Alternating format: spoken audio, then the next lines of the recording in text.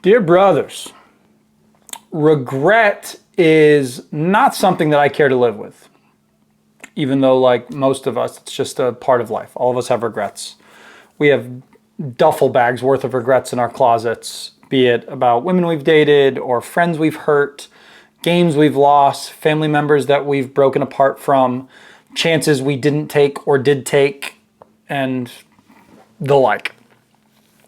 But I'm hoping that this morning I can throw some wisdom at y'all that comes from arguably the smartest and one of the most beautiful people I've ever known, which is my wonderful godmother. So her advice has quite literally, not once, changed my life. I used to ignore it and think I was smarter than her, but like any young idiot who finally grows up, I realized after a time that she was pretty much always right.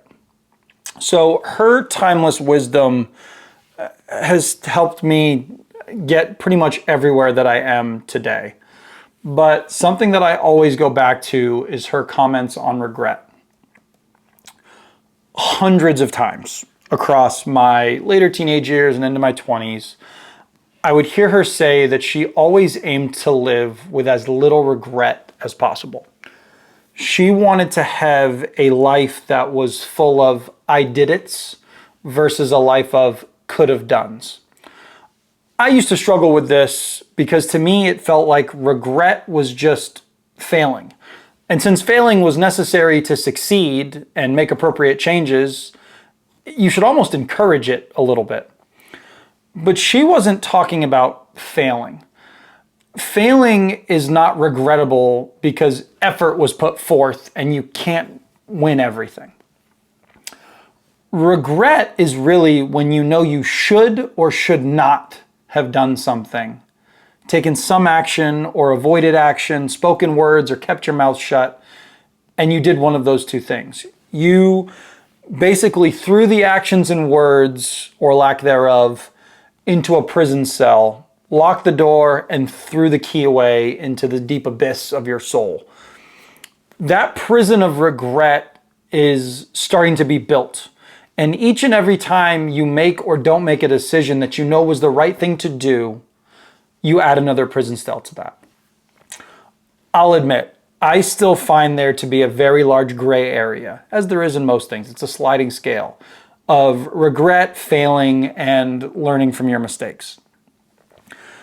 But what I have come to realize that my godmother always wanted to impart on me was that many times we know what the right and wrong decisions are. We know the consequences of our action or lack thereof. And we're going to make poor decisions. But real regret, comes when poor decisions happen, we don't learn from them, and we repeat them again. Regret sets in when we forget our kid's dance recital and then miss another one in the future.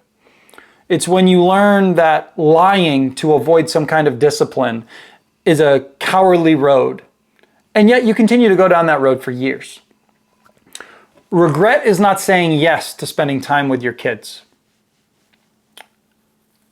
Regret is not sitting down to write that book that you feel you need to, or that manuscript, or that movie that you feel necessary. It's not pursuing the necessary counseling that you feel you and your wife need.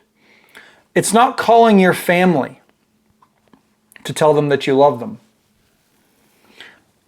Every time you do those things, your prison full of regrets just gets bigger and bigger and bigger.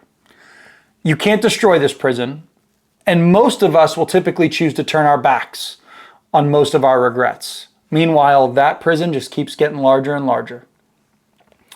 We forget that, like we talked about earlier, regrets can be learning experiences. Here's something that you will deeply regret. Not learning from the actions or inactions that sit in the prison of your soul. Not going down there and talking with the people in those cells, learning from them, understanding why they made or didn't make those decisions, and what you can do to avoid that and better it in the future. We're going to have regrets as life goes on. They're unavoidable. But like my godmother has always said, I want to limit them as much as possible. I want to learn from the mistakes I've made, accept them for what they are, and work to make that prison grow as slowly as possible. I think to conquer regret completely seems only something that can be found in heaven. But while we continue here on earth, let's ensure that we're trying to live with as little regret as possible. I'll keep it super simple. You will never regret doing the right thing. How cliche can you be today? You're never going to regret telling the truth. You're never going to regret doing a kindness to someone, telling your family you love them, going to the gym, lending a hand, reading your Bible, taking your dog for a walk, working on that project that you keep putting off that you feel called to do. To live with as little regret as possible is to always do the right thing, even when it hurts. My godmother has made many sacrifices of herself so that others could thrive. Selfishness is regrettable, and she has honestly disbanded that as best as possible from her life. Her selflessness is what a life of little regret looks like. It is the sign of not only a strong person, but a virtuous person. That is my beautiful, wonderful godmother. I pray that all of you channel her wisdom in your lives. I promise you, just like I have always found, she ends up being right in the end. God bless. Be strong. Let's not live with any regrets, boys.